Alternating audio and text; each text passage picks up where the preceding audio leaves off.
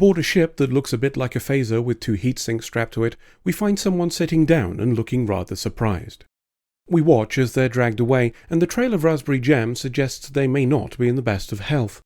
Neither, it seems, is the chap who dragged them away, not because of the silver tint to his skin, but because, as he's wiping up the jam, he has a bit of a glitch to let us know he's a hologram and he's experiencing some technical difficulties. Speaking into a glowing nipple on the ship's communications tit, Silverskin asks for assistance from any vessel in range, saying there's been an accident and the rest of the crew are dead. If he was hoping for Voyager's help, he'll have to wait, as everybody's far too busy mocking Tuvok. After Paris explains to a laughing crowd how he engaged in a campaign of workplace harassment because Tom Paris is a dick, Janeway tells us of the first time she met Tuvok.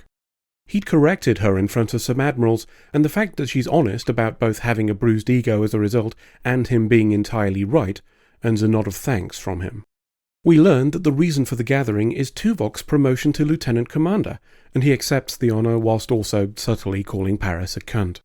As an aside, whilst this is just an establishing scene to show the crew doing normal crew things before their adventures begin, I want to highlight it because I think it was written with some skill, particularly with regards to Janeway. She takes over from the roast that Paris was engaging in and turns it around, still keeping the humorous nature but making herself the butt of the joke instead. Her self-deprecating anecdote serves to make her more approachable to others, whilst also complimenting Tuvok and turning the focus away from his humiliation. It's a well-judged interaction that shows us both her adept diplomacy and the bond of respect between them, and we give points to all those involved. But, again, I digress. The celebration wraps up and B'Elanna wants to be the first out of the door. We find out why when Paris goes after her. They haven't spoken since the whole declaring love whilst nearly dying thing. To his credit, Paris gives her an out, saying the oxygen deprivation was likely a factor in the event, and they can forget the whole thing if she wants. B'Elanna seems to have learned her lesson on being honest about her feelings, and tells him that it wasn't a mistake, but that she expects nothing in return, which is a bit like handing me the keys to a sweet shop and saying it's okay if you don't want to go in. They're interrupted by the Doctor, or should that be the cock-blockter? B'Elanna makes her excuses and legs it, as it's Paris he wanted to see. The departure of Kez means he no longer has a nurse, and Paris is the next in line as far as medical training goes, so he's it. While we're handing out jobs, Chakotay tasks Kim with upgrading the astrometrics lab, and he'll be working with Seven too. You know, the one who attacked him a few episodes back. Neelix is doing well on the ambassadorial front too, lining us up for a trade with the new species. Janeway's complimenting his skills as we're interrupted by whoever's left on the bridge now that we're all at the party. We've picked up that distress call and, after reviewing it, the Doc wants to go. It's the first time he's seen a hologram outside of the holodeck. Well, sort of. Holographic Denara doesn't really count, so he wants to go and say hi. Janeway's concerned about him being on away missions, saying any risk of damage to his mobile emitter should be considered carefully, but he manages to convince her by suggesting B'Elanna accompany him. Janeway agrees and says he and B'Elanna can go and help out, while Voyager and everyone else goes to that trade Neelix set up. We arrive at the distress call in a shuttle, after the Doc has taken a few shots at B'Elanna about Paris and been told to shut the fuck up. There's no response to hails and energy systems are erratic, so over we pop to say hi in person. The Doc calls out and we see Silverskin fade into existence behind him without answering, so I'm guessing he's a wrong-un. B'Elanna's fiddling with the ship's power shaft gets the lights back on, but before we go exploring, she wants to poke the Doc's mobile emitter to make sure it went through the teleporter okay. We've never bothered with this before, so I'm guessing this reminder of his weakness means we'll be using it this episode. Maybe it'll be getting twatted by the space hammer that Silverskin is holding as he creeps up behind the two of them. Not yet, apparently, as his form glitches away and the space hammer falls to the deck. No time for them to wonder why there are magic flying hammers on the ship, as Silverskin appears on the other side of the communications tit, apologizing for startling them and confirming that the Doctor is like him. He seems a touch disappointed to find B'Elanna is organic and has a bit of a glitch, too. Whilst B'Elanna goes to check out his systems and try to fix that glitch, Silverskin explains the situation to the Doc, or, I suspect, his version of the situation. He's the only hologram on board designed to work in hazardous environments like the reactor. They set out with 6 organic crew as well, but 2 of them went to a planet and came back with a virus of some kind. The others got infected, and they all died. It must have been a particularly nasty virus if it can smash the back of your skull in like that corpse we saw at the start, so I do hope B'Elanna doesn't get infected. Speaking of which, she's stabilized Silverskin's program, but wants to take a look at his main systems. They're on the lower decks, but he says she can't access them directly because of radiation. There's a terminal here she can use though, making the previous sentence irrelevant for any reason other than foreshadowing. Off she goes to use the terminal, while Silverskin and the Doc get to know each other. Back on Voyager, Seven and Kim are working together. Kim's surprised by the efficiency Seven shows in completing her task before checking her work, causing her to be offended by the insinuation. Kim tells her it's not an insult and that having your work reviewed by an independent party is just standard procedure. Seven doesn't believe this necessary, an argument she'd be more likely to win if she hadn't made an error. Curiously, she says this must be due to her humanity reasserting itself, managing to make both a joke and an insult in the same line. Kim chooses to see it as the former and tries to engage in more small talk, which, if you remember, resulted in him being assaulted last time. This foray goes a little better, and we learn that Seven has no concept of recreation before we get back to work and climb down a ladder in those very practical high heels. Her approach to OSHA violations continues as she tries to stick her arm into a live conduit. Kim grabs hold of her, and she reassures him that the exoskeleton on her arm can protect her. He doesn't care and insists we follow the regulations, an approach considered inefficient by Seven, but she agrees. Silverskin and the Doc are talking about the nature of their existence. It seems Silverskin is in the situation the Doc was when he was first activated, treated as equipment and nothing more. He's fascinated by the progress the Doc has made, arguing for respect, being given autonomy, exploring personal interests, and travelling with use of the mobile emitter. The Doc tries to convince him to argue for these things himself, saying his actions have already shown he's capable of personality growth. Perhaps Silverskin's grown quite enough already, as he sees a blood stain and hurriedly mops it up, whilst lying to the doctor about it. B'Elanna's fiddling with the power when Silverskin brings her some food. He nearly steps on a power cord of some kind, something B'Elanna warns would destabilize him as she shuts it off, so I guess that's how we stop him when he goes into murder mode. Which might not be far off, as after saying it pains him to see the ship in pieces, he launches into a rant about how organics are disgusting bags of juices and chemicals who flake and leak and shed their filth everywhere, and he hates them because they're fucking scum. Regaining control, he apologizes for his outburst, saying the organics on this ship treated him poorly and he struggled with his feelings towards them as a result. B'Elanna explains that they're here to help, as she makes a hasty exit. She tries to tell the Doc that we may have a problem with Silverskin and shares what he said about how organics are inferior animals. The problem, of course, is that, well, it's factually accurate from an objective point of view, and the Doc has a little fun with it. Until she tells him that Silverskin's been lying. That radiation-flooded deck? It's not. She scanned it.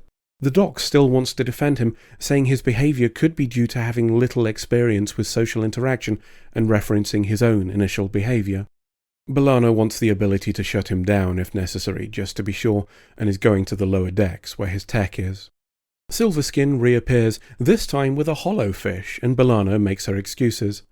The fish is called Spectrum, and the Doctor engages Silverskin in conversation about it, to keep him busy while B'Elanna pokes at Silverskin's gubbins in the lower decks. On Voyager, Seven and Kim are still making modifications. A part of a gizmo needs yanking out and they pull together, only Seven loses her grip on it. The result is a cut on her hand.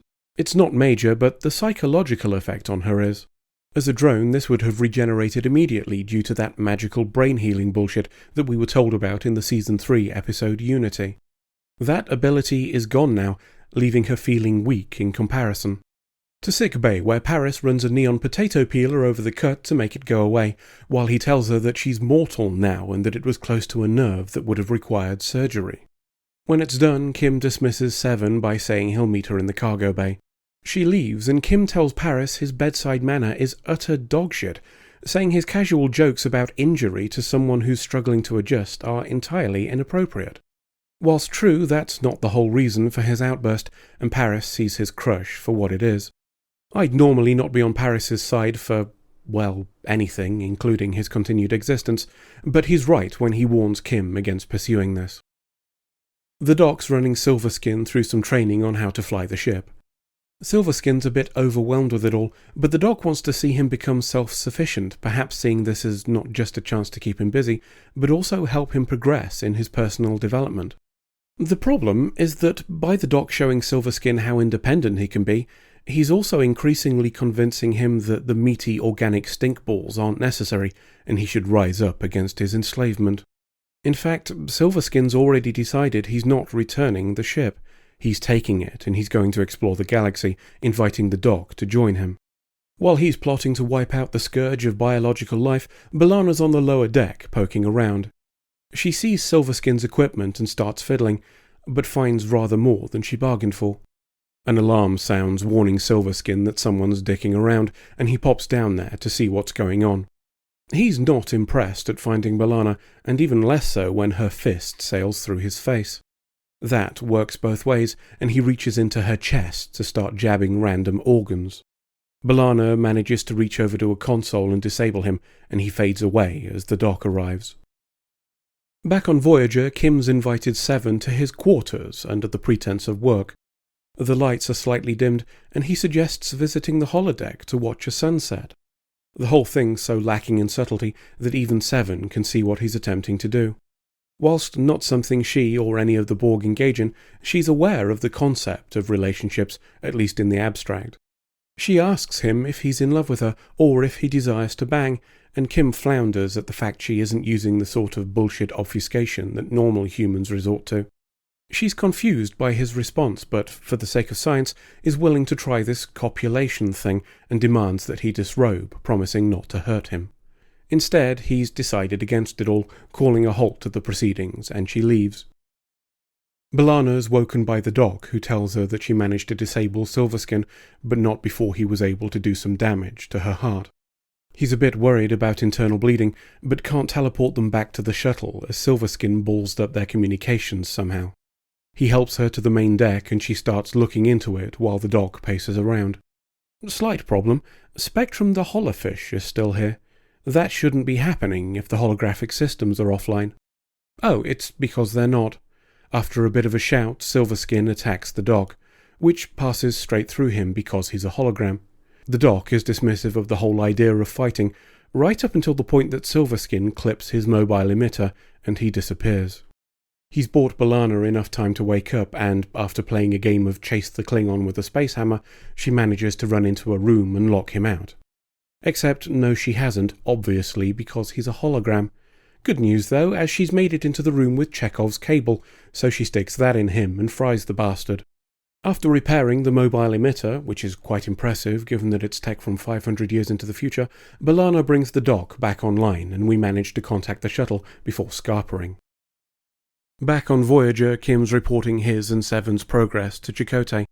The plans are ready and we can start on the astrometrics upgrades. He also tries to get out of any future work with Seven, something Chakotay overrules as he says reports from her were positive. Another positive is the repair of B'Elanna's heart, and she and Paris make insinuations about banging later while the Doctor mocks them. Then he pretends to have adopted Silverskin's anti-organic sentiment for the lols, apparently believing B'Elanna having flashbacks about a traumatic experience is funny, and we fly away. Let's do this in two parts, because I've mixed feelings on this one. Main story first then. It's an interesting central premise, played well by all concerned, and Silverskin makes a convincing murder bastard. The idea of subservient tech rising up and taking over is hardly a new one, but there's enough unnerving menace to make it work. It's also interesting to note that Silverskin was doing the whole hatred of organics thing some 6 months before a certain Agent Smith made it cool in the Matrix. The desire from the Doc to try and share his freedoms with other artificial life forms is also rather heartwarming, a display of altruism that helps us see beyond his often arrogant persona. The stuff with Kim and Seven is a bit more problematic.